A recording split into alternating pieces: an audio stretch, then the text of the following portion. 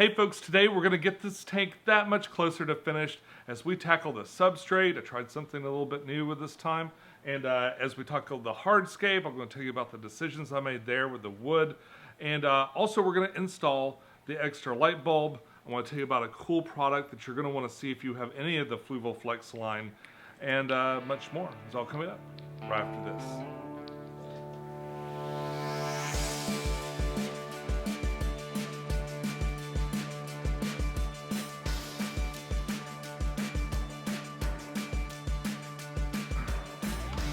Hey YouTube, this is Pecktec, and boy, it's great to see you guys. What a turnout last week. A lot of people seemed really interested in the Mega Flex.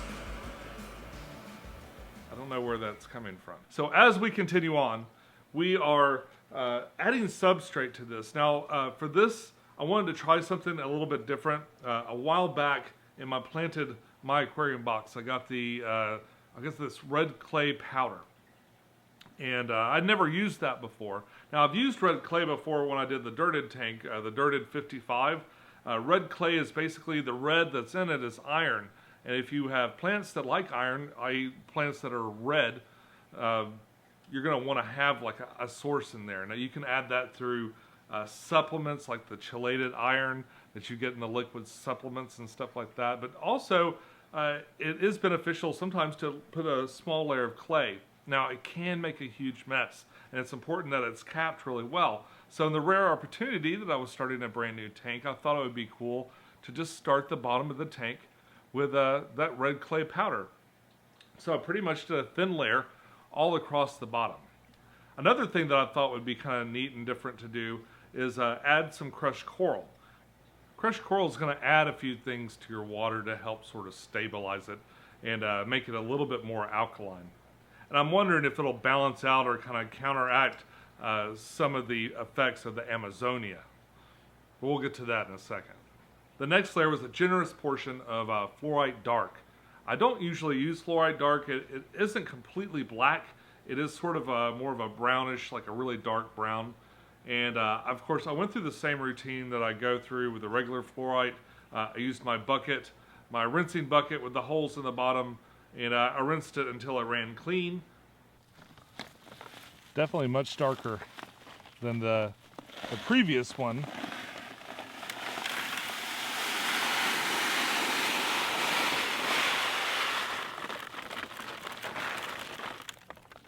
You can see down here, the water that comes out of it, it's pretty muddy. Pretty muddy, and that would be right in your tank, unless you did this. A lot of people say that you're washing off the good parts too. And that's not exactly true. Sure, some of the stuff that eventually you would want to use for your plants is going down with this, but also a lot of the stuff that is going to bog down a brand new tank that's in here. In this case, I mixed up about 2 bags of it because I'm probably going to use the same stuff in my next aquascape too, so it was okay if I had a little bit of leftovers. And what I did is I piled it in here, and I sort of I don't like for that stuff to come all the way to the front, so I want it to be kind of the chunky center. What's great about fluorite is it lasts forever. The effects, the positive effects of it, are going to be there as long as it's in your tank. So this would be like a long-lasting, slow-release, totally inert source of nutrition for your plants. So for my final layer, I decided to put on some Amazonia. I had half a bag of Amazonia left over from the Spec 16 build that I did, and I'd bought another bag to supplement, but it looks like the other bag that I bought was actually Amazonia 2, which is actually a different material, but it looked similar enough to where it wasn't too crazy. But as if it wasn't already sort of an eclectic mix of different materials in the substrate, I have about half a bag of Amazonia, the original, and then half a bag of Amazonia 2. That's interesting. It gave me a little bit of an irregular, granular size of this stuff. So that, it shouldn't be a big deal. The soil-based substrates like the Amazonia and stuff should give me quick nutrients that the plants will react to and grow well in.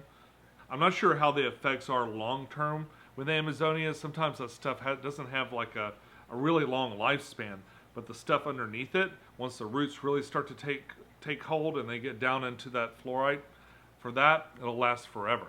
So I'm hoping long term, like even after a year or 2 or 3 years, hopefully this will still be growing plants and doing really well. Every time I do substrate, I kind of do it in a little bit different way. I just kind of map out, you know, what's been successful and what hasn't been successful. I've had great luck with the reddish colored plants and adding a little bit of iron. It could be a long time before I know, and it could be really kind of hard to tell. But I think it's fun to try. It's fun to try new things and just see. If I have a really remarkable difference, maybe I'll try it again and get even more aggressive. Now for the wood in this tank, I've chosen manzanita wood, and I decided to go up to the 55 and rate it. I got a bunch of wood at the Big Fish deal not too long ago, and I brought a lot of it out, and I decided to do a little test finning. But I wanted to go ahead and just pre-soak all of it.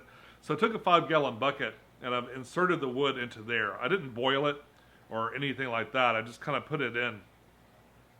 Then every so often I'll take the wood and I'll flip it. You know, I'll pull it out and I'll put it back in upside down and let the other side soak for a while. The combination of doing that really, it helped soak the wood enough to where it didn't float at all when I went to go place it in. Usually I prefer to boil my wood, but these long pieces like that, I don't really have anything would be appropriate to try that in. I tried several different configurations for the wood in this tank, and what I wanted to do is I wanted something kind of sprawling. I wanted some sort of spidery arms coming out. And I wanted to kind of imagine that the wood just continues on past the glass and goes up there. So the cut edges of it, or the more obviously cut edges of it, are all kind of shoved over to that corner in the back. What I'd like to do is, in these gaps between where these pieces of wood are, I'm going to grow some plants, some tall plants that'll sort of obscure the back of these pieces of wood. I do think I'll be using botanicals with this tank, so I'm going to boil up some botanicals probably right before I go. And because of that, I'm not going to focus a whole lot on the low-lying plants. So at least one of these pieces of wood was from the 55, and I was hoping to kind of bring with it some of the good bacteria and stuff like that comes and develops on a piece of wood that's been immersed for years and years.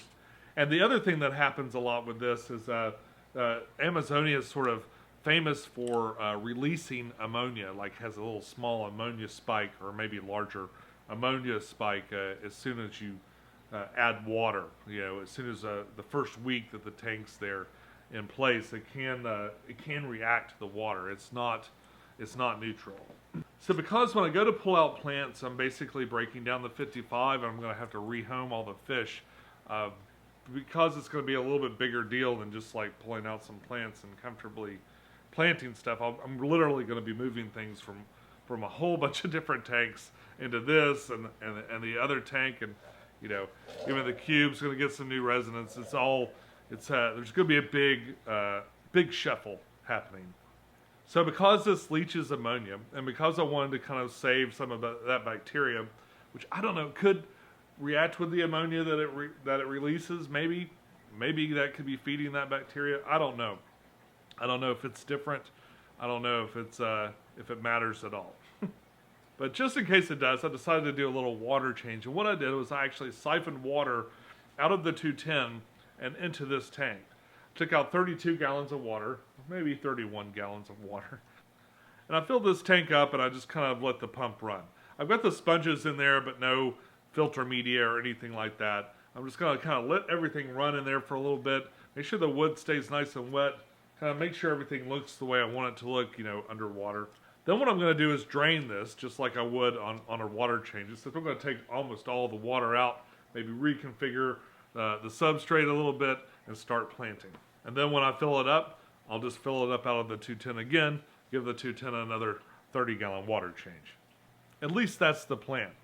The nice folks at Fluval were kind enough to send the extra light that goes in here. I actually had a little bit of trouble finding it online, and I wrote them to see where you could find one of those to purchase. They said thanks for the video, and they really appreciated me bringing it on the show and talking about it, and they just sent me one.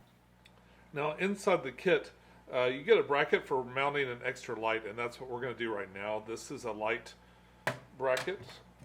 And this is the opposite side. It's got these two rubberized parts, which actually I can't find anything about in the instructions, so I'm going to look at this when we take it off. And some screws. And the idea is that we're going to take the light that's on there, and we can move it up or down, and then add another light. All right, so what I think I'd like to do is actually move the light down. So I'm going to take this light, and I'm going to kind of set it up here for a second. And I'm going to go ahead and I'm going to plug in the power brick, or the little wall wart, as I like to call it. I'm just going to set it aside over here. All right, let's take apart this first one. Let me just cut till we get this thing off, and we'll see what it looks like on the inside and maybe see where this piece goes. You will need a smaller Phillips head to do this project. Oh, the rubber's underneath. Okay, so that's just something to kind of buffer it.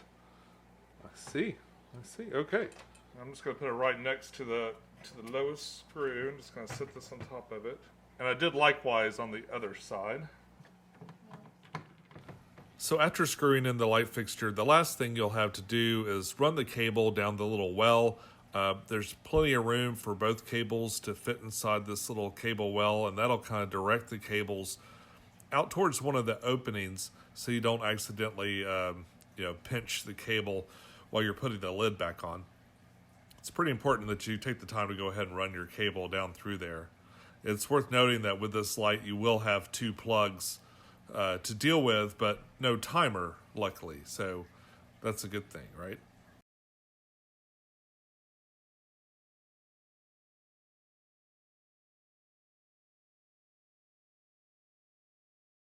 I've already gone in and saved a preset of the settings for the other light, so I'm just going to open up that light, the new light that I've just added, and I'm going to import that setting that I had from the other light, and then apply it, and then boop.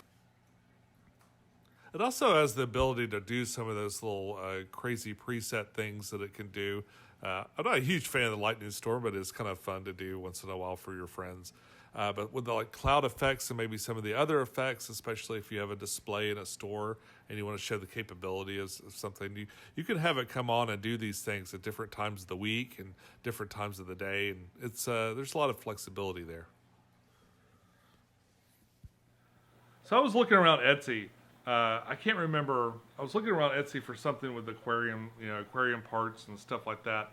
And I came across these things. Now, what these things are kickstands for the Fluval aquariums. And these will work with the 15 gallons. They'll work with the 32 gallons.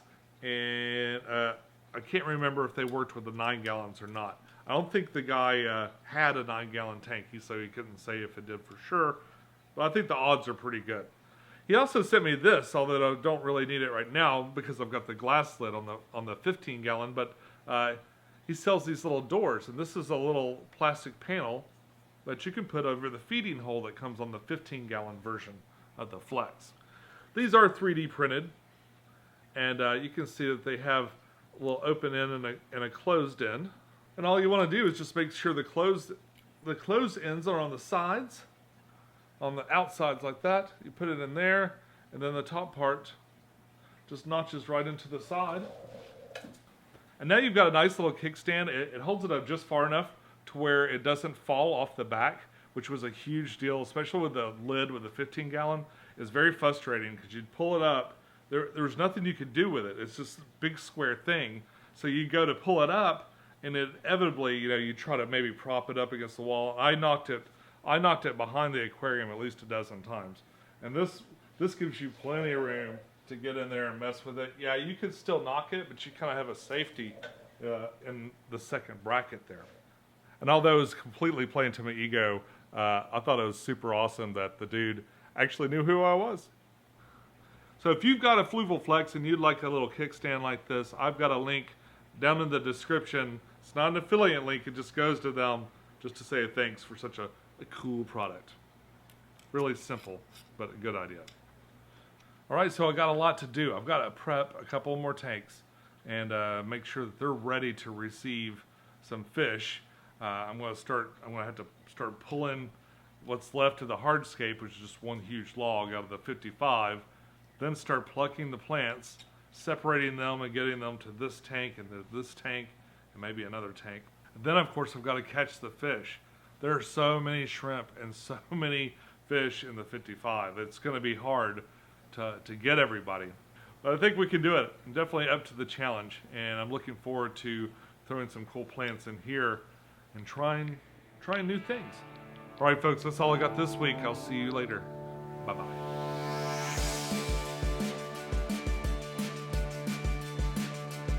So there's a link. So if you got a food,